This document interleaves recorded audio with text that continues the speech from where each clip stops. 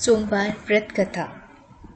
एक बहुत धनवान साहूकार था जिसके घर धन आदि किसी प्रकार की कोई कमी नहीं थी, परंतु उसको एक दुख था कि उसको कोई संतान नहीं थी। वह इसी चिंता में दिन रात रहता था। वह पुत्र की कामना के लिए प्रति सोमवार को शिवजी का व्रत और पूजन किया करता था तथा सायंकाल को शिव मंदिर में जाकर शिवजी के सामने दीपक जलाया करता था। उसके इस भक्ति भाव को देखकर एक समय पार्वती जी ने शिवजी से कहा कि महाराज, यह साहूकार आपका अनन्य भक्त है और सदैव आपका व्रत और पूजन बड़ी श्रद्धा से करता है। इसकी मनोकामना पूर्ण करनी चाहिए। शिवजी ने कहा, हे पार्वती, यह संसार कर्म क्षेत्र है। जैसे किसान खेत में जैसा बीज बोता है वैसा ही फल काटता है, उसी तरह इस संसार में जैसा कर्म करते हो वैसा ही फल भोगते हो। पार्वती जी ने अत्यंत आग्रह से कहा, महाराज, जब यह आपका अनन्य भक्त है और इसको अगर किसी प्रकार का दुख है तो हमें अवश्य दूर करना चाहिए, क्योंकि आप सदैव अपने भक्तों पर दयालु होते हैं और उनके दुखों को नष्ट करते हैं। यदि आप ऐसा नहीं करेंगे तो मनुष्य आपकी सेवा और व्रत क्यों करेंगे। पार्वती जी का ऐसा आग्रह देख शिवजी महाराज कहने लगे, हे पार्वती, इसके कोई पुत्र नहीं है। इसी चिंता में यह अति दुखी रहता है। इसके भाग्य में पुत्र न होने पर भी मैं इसको पुत्र प्राप्ति का वर देता हूँ, परंतु यह पुत्र केवल 12 वर्ष तक जीवित रहेगा। इसके पश्चात वह मृत्यु को प्राप्त हो जाएगा। इससे अधिक मैं और कुछ इसके लिए नहीं कर सकता। यह सब बातें साहूकार सुन रहा था। इससे उसको ना तो कुछ प्रसन्नता हुई, ना ही कुछ दुख हुआ। वह पहले जैसे शिवजी का व्रत और पूजन करता रहा। कुछ काल बीत जाने पर साहूकार की स्त्री गर्भवती हुई और 10वें महीने में उसके गर्भ से अत्यंत सुंदर पुत्र की प्राप्ति हुई। साहूकार के घर में बहुत खुशी मनाई गई, परंतु साहूकार ने उसकी केवल 12 वर्ष की आयु जान कोई अधिक प्रसन्नता नहीं दिखाई और ना ही किसी को यह भेद बताया। जब यह बालक 11 वर्ष का हो गया तो उस बालक की माता ने उसके पिता से विवाह आदि के लिए कहा, तो साहूकार कहने लगा कि अभी मैं इसका विवाह नहीं करूँगा, अपने पुत्र को काशी जी पढ़ने के लिए भेजूँगा। फिर साहूकार ने अपने साले अर्थात बालक के मामा को बुला उसको बहुत सा धन देकर कहा, तुम बालक को काशी जी पढ़ने के लिए ले जाओ और रास्ते में जिस स्थान पर भी जाओ यज्ञ करते और ब्राह्मणों को भोजन कराते जाना। वह दोनों मामा भांजा यज्ञ करते और ब्राह्मणों को भोजन कराते जा रहे थे। रास्ते में उनके एक शहर पड़ा।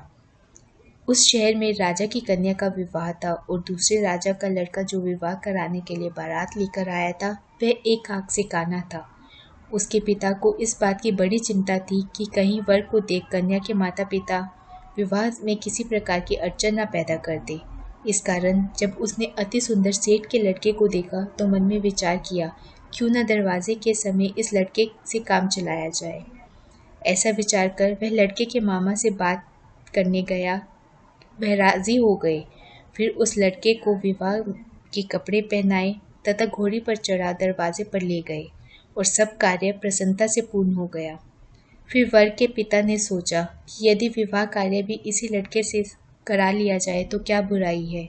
ऐसा विचार कर लड़के और उसके मामा से कहा, यदि आप फेरों और कन्यादान के काम भी करा दें तो आपकी बड़ी कृपा होगी और उसके बदले में आपको बहुत कुछ धन दूंगा।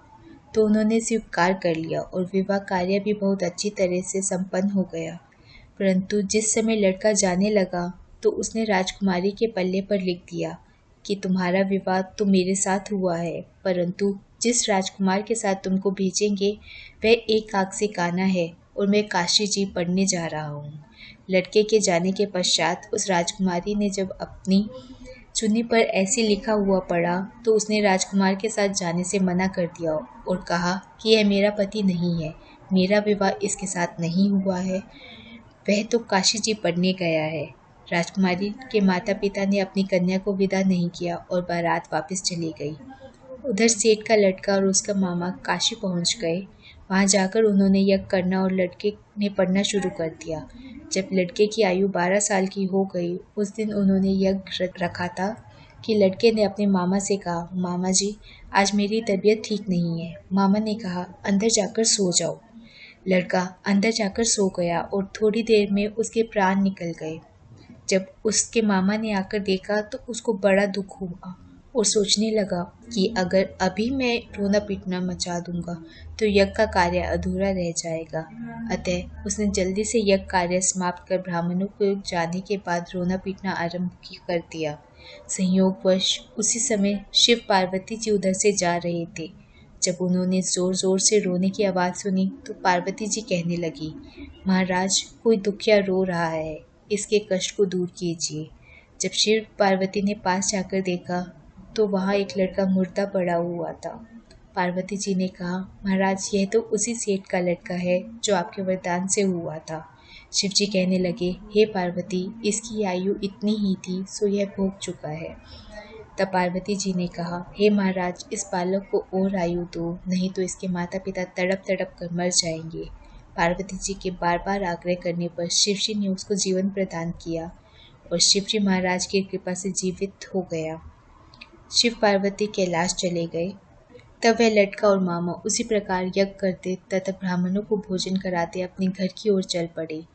रास्ते में उसी शहर में आए जहाँ उसका विवाह हुआ था। वहाँ पर आकर उन्होंने यज्ञ आरंभ कर दिया तो उस लड़के के ससुर ने उसको पहचान लिया और अपने महल में ले जाकर उसकी बड़ी खातिर के साथ बहुत दास दासियों सहित आदरपूर्वक लड़की और जमाई को विदा किया। जब वह अपने शहर के निकट आए तो मामा ने कहा, मैं पहले तुम्हारे घर जाकर खबर कर आता हूँ। जब उस लड़के का मामा घर पहुंचा तो लड़के के माता पिता छत पर बैठे थे और यह प्रण कर रखा था कि यदि हमारा पुत्र सकुशल लौट आया तो हम राजी खुशी नीचे जाएंगे, नहीं तो छत से गिरकर प्राण खो देंगे।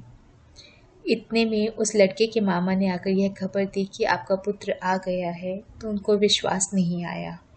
तब उसके मामा ने शपथ पूर्वक कहा कि आपका पुत्र अपनी स्त्री के साथ बहुत धन लेकर आया है। तो सेठ ने आनंद के साथ उसका स्वागत किया और प्रसन्नता के साथ रहने लगे।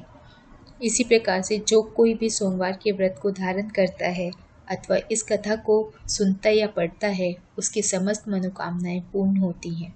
आपको यह वीडियो पसंद आई हो तो इसको लाइक और शेयर ज़रूर करें। हमारे चैनल को सब्सक्राइब ज़रूर करें। धन्यवाद।